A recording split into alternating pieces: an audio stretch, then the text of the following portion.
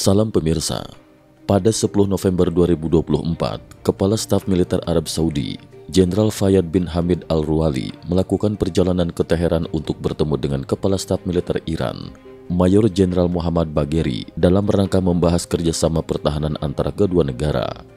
Pertemuan ini terjadi di tengah meningkatnya ketegangan di kawasan Timur Tengah yang menjadi sorotan terkait hubungan diplomatik antara Arab Saudi dan Iran. Pada hari yang sama, Presiden Iran, Masoud Pezeshkian, melakukan pembicaraan dengan putra mahkota Saudi Mohammed bin Salman, di mana keduanya menyatakan keyakinan akan potensi kerjasama untuk menghadapi ancaman bersama di kawasan, terutama agresi Israel. Arab Saudi dan Iran dikenal sebagai dua kekuatan besar di Timur Tengah yang merepresentasikan faksi Sunni dan Syiah dalam Islam. Hubungan kedua negara telah diwarnai oleh rivalitas berkepanjangan dan keterlibatan mereka dalam konflik regional. Dalam perang saudara di Suriah, misalnya Iran mendukung pemerintah Suriah, sementara Arab Saudi mendukung kelompok pemberontak. Begitu pula di Yaman, Saudi membantu pemerintahan yang sah, sedangkan Iran mendukung kelompok pemberontak Houthi yang menyebabkan krisis kemanusiaan besar di negara tersebut. Namun agresi Israel di Palestina dan ketegangan dengan Lebanon menjadi faktor yang mendorong kedua negara ini untuk menjajaki kerjasama yang sebelumnya sulit dibayangkan. Media Iran berbahasa Inggris, Press TV, melaporkan bahwa pada 11 November 2024, Arab Saudi akan memimpin pertemuan khusus Organisasi Kerjasama Islam, OKI, dan Liga Arab untuk membahas konflik yang tengah berlangsung di Gaza serta serangan Israel terhadap Lebanon. Agenda ini juga mencakup evaluasi perkembangan terbaru di kawasan tersebut. Dalam pertemuan telepon dengan putra mahkota Saudi, Presiden Pezeshkian menyampaikan optimisme terhadap hasil pertemuan yang akan datang, yang diharapkan dapat menghasilkan langkah-langkah nyata dan efektif dalam menanggulangi ketegangan regional.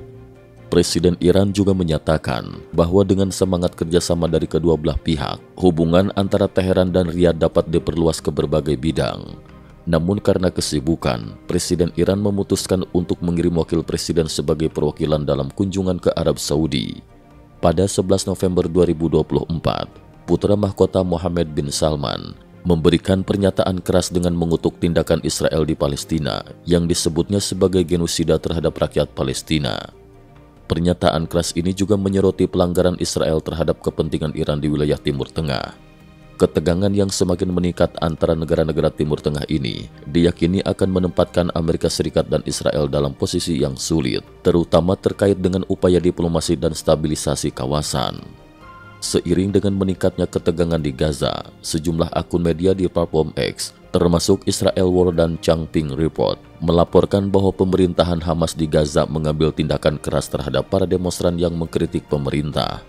Amnesty International menyatakan bahwa pasukan keamanan Hamas dilaporkan telah menangkap dan menyiksa pengunjuk rasa damai, menggunakan kekerasan fisik dalam interogasi untuk menekan perbedaan pendapat.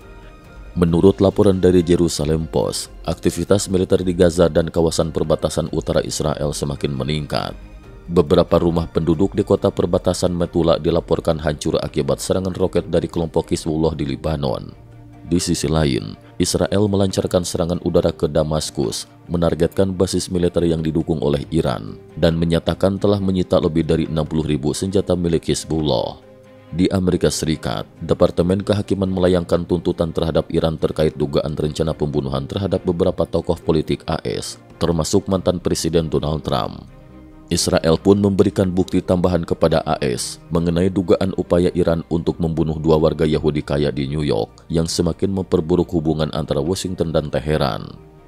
Di sisi lain, Qatar yang selama ini menjadi pendukung Hamas menerima tekanan dari Amerika Serikat untuk menghentikan dukungan terhadap kelompok tersebut.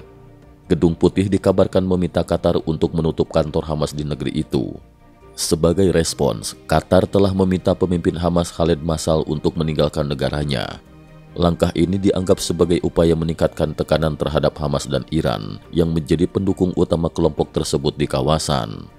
Pada September lalu, terjadi insiden ledakan yang merusak perangkat radio dan alat komunikasi Hizbullah, menyebabkan jatuhnya korban jiwa dalam jumlah besar. Baru-baru ini, media Israel CNN merilis rekaman rapat kabinet Israel yang menunjukkan bahwa Perdana Menteri Benjamin Netanyahu mengakui keterlibatan Israel dalam insiden tersebut. Netanyahu dilaporkan menginstruksikan operasi ini meskipun sempat menghadapi penolakan dari pejabat senior di sekitar pertahanan Israel. Perkembangan ini menunjukkan betapa kompleksnya dinamika politik dan militer di kawasan Timur Tengah.